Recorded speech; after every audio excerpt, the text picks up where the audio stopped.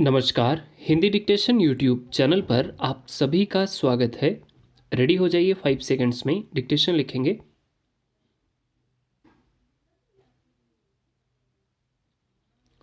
एक अनुमान के अनुसार कुल विकलांग व्यक्तियों में से 46.87% वर्तमान में शादीशुदा हैं, जबकि 41.72% की कभी शादी नहीं हुई और 10.29% विकलांग विधुर या विधवा हैं। 15 वर्ष से ऊपर की आयु के कुल विकलांग व्यक्तियों में 59% वर्तमान में विवाहित हैं और 13% विधवा या विधुर हैं। पुरुष विकलांग में 62% वर्तमान में विवाहित हैं और 6% विधुर हैं, जबकि महिला विकलांगों के लिए यही आंकड़े 54% और 13% हैं।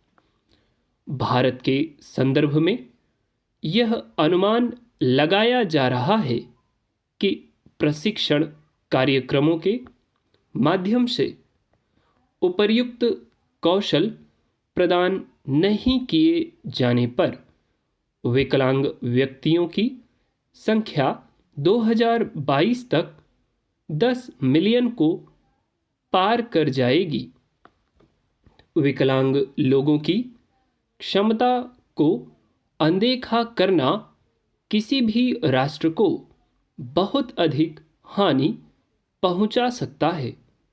भारत के मामले में अर्थव्यवस्था से बाहरी विकलांग व्यक्तियों को जीडीपी के लगभग 5.7% के नुकसान में परिवर्तित किया जाता है। WHO की 2013 की रिपोर्ट के अनुसार दुनिया की लगभग 15% की आबादी में किसी न किसी प्रकार की विकलांगता है। इसके विपरीत भारत का 2.21% का आंकड़ा बताता है कि भारत की विकलांगता की परिभाषा बहुत सारे विकलांग लोगों को छोड़ रही है। विकलांगता अधिनियम 2016 व्यक्तियों के अधिकारों के रूप में विकलांग लोगों को और अधिक की स्थिति में मान्यता दी है। इसलिए हम आशा करते हैं कि जनगणना 2021 के भारत में विकलांग लोगों पर अधिक सटीक डाटा प्रदान करेगी। भारत में हमें प्रभावी समावेशन हेतु सेवाओं की योजना बनाने के लिए विकलांगता के आंकड़ों की आवश्यकता है।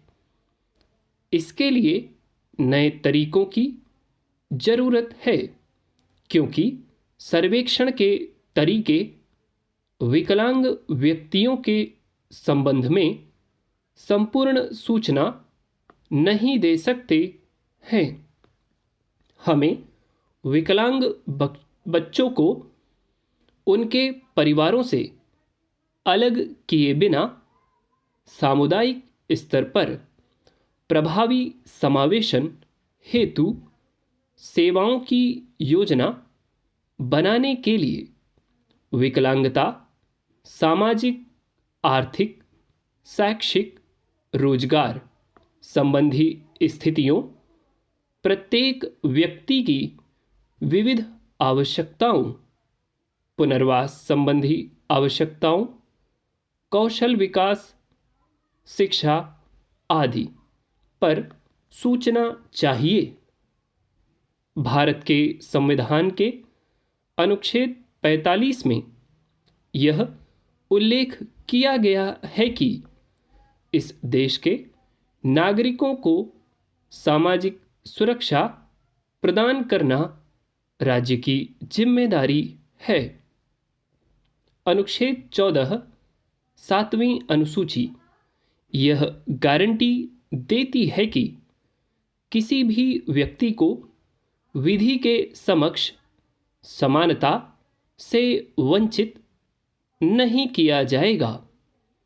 निःशक्त जनों एवं बेरोजगार वर्ग को राहत और सहायता प्रदान करने का निर्देश भी राज्य को दिया गया है। अनुच्छेद 41 में यह व्यवस्था की गई है कि राज्य अपनी आर्थिक क्षमता और विकास की सीमा के भीतर काम करने का अधिकार, शिक्षा का अधिकार और बेरोजगारी की स्थिति में सामाजिक सहायता, वृद्धावस्था, बीमारी एवं निःशक्तता के लिए प्रभावी प्रावधान करता है। उम्मीद करता हूँ डिक्टेशन आपने काफ़ी सटीक लिखी होगी। ठीक, जो वर्ड्स आपको एकदम अजीब लगे हों या कन्फ्यूज़न पैदा कर रहे होंगे, जैसे कि मैं बताता हूँ क्या कन्फ्यूज़न हो रहा होगा। विवाहित, विवाहिता, विकलांग, विकलांगता, विकलांगो, विकलांग, विधवा, विधुर, इस टाइप के वर्ड्स जो हैं ये आपको थोड़ा कंफ्यूज करेंगे। ठीक, तो जानबूझ के मैंने ऐसा मैटर इसीलिए उठाया कि एग्ज़ाम में आपको, जैसे कि एसएससी स्टेनोग्राफर की बात करता हूँ मैं, जो कि ग्रेड डी में 2020 के एग्ज़ाम में जो डिक्टेशन बोली गई थी, उसमें चूँकि वो काफ़ी फ्रेंडली डिक्टेशन थी, इसलिए काफ़ी हद तक बच्चे कोप अप कर चुके थे उससे।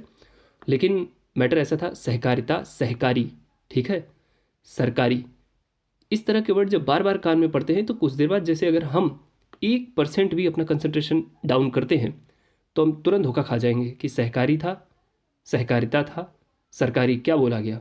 ठीक है, इसलिए कंसंट्रेशन एकदम हाई रखा करिए। ठीक, डिक्टेशन लिखते समय एकदम पेंसिल, अगर आप पेंसिल से लिखते हैं तो पेंसिल को दोनों साइड से छील के बैठा करिए। ठीक, जैसे ही पेंसिल आपकी टिप टूट जाती है, उसकी नोक, तो आपको तुरंत पलटना है उस पेंसिल को। ठीक है, दूसरी पेंसिल नहीं ढूंढना, वीडियो पॉज नहीं करना। ठीक, आप एकदम एग्जामिनेशन हॉल में जैसे बैठे होते हैं उस सिचुएशन में डिक्टेशन को लिखा करिए। ठीक, वरना एग्ज़ाम में यदि आपकी पेंसिल टूट जाए, तो मैंने ऐसे कई साथियों को देखा है जो फेल हो चुके हैं। ठीक, ऐसा मैंने कईयों के साथ होते हुए देखा है, इसलिए मैं आपसे कहता हूँ कि यदि आप पेन से लिखते हैं तो प्लीज़ सब्स्टिट्यूट पेन अपने पास रखिए, इस पोजीशन पे रखिए कि जैसे ही वो पेन ना चले तो तुरंत आप दूसरा उठा सकें, और जो वर्ड छूट गया उसको तुरंत छोड़ के जहाँ से सुन रहे हैं वहीं से लिखिए।